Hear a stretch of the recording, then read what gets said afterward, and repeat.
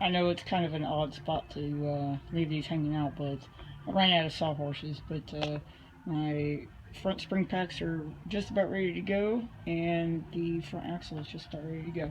I dropped out the engine the other day, pulled out the transmission. I just set it in the wheelbarrow since I really had no else to put it for now. But it is covered in nasty junk. I'll go in the engine, show you that.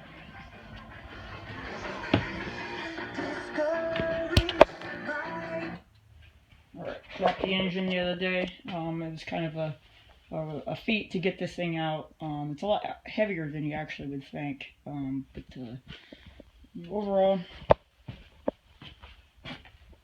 needs a complete rebuild. I took off the bell housing and got in here, and this freeze plug here is destroyed. There's one right about there, destroyed. It's bad. It had been leaking for a while and I didn't even know it. In the bell housing, clutch looks fine, but the bell housing, look at this nastiness. This is the bottom portion of the bell housing. So, and let's see, these spots here, this is where those freeze plugs were sitting.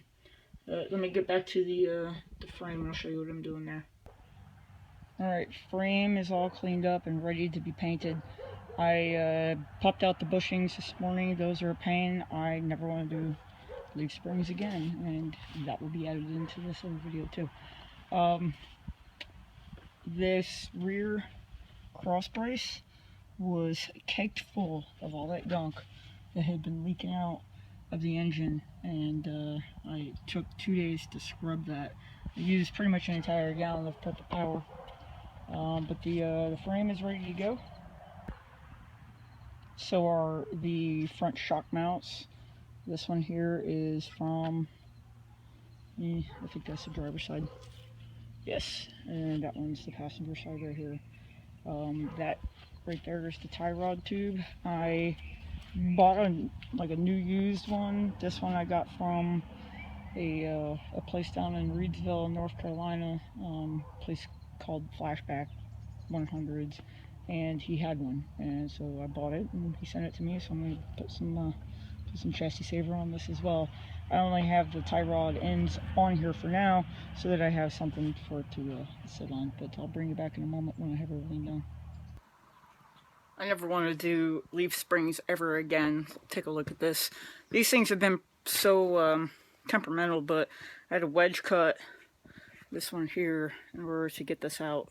I already pretty much set the rubber on the other one on fire, and I'll show you that here. This is what I had to do to get the other one out. The little guys, they were pretty easy because, as you can see right here, they had already worn through, so it was quick cut, but not a big deal. But I never want to do leaf springs ever again. Well, here's the engine compartment area after chassis saver. It's still really wet, starting to dry. I wiped off a tiny little area right there because that's where the frame serial number is. So, not that it really matters in where I'm from. They don't really care. But on these trucks, it's on the door.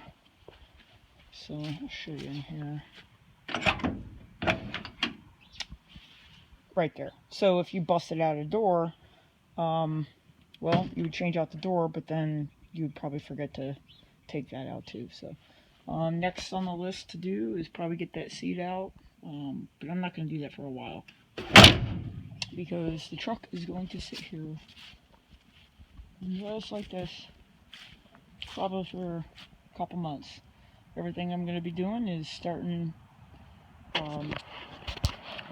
in the garage really, and then also just gonna put the front axle back on here really soon. So anyway, I'll bring you back when I get a little bit more work done. I'll probably do a whole different video for the engine itself. Alright, have a good one.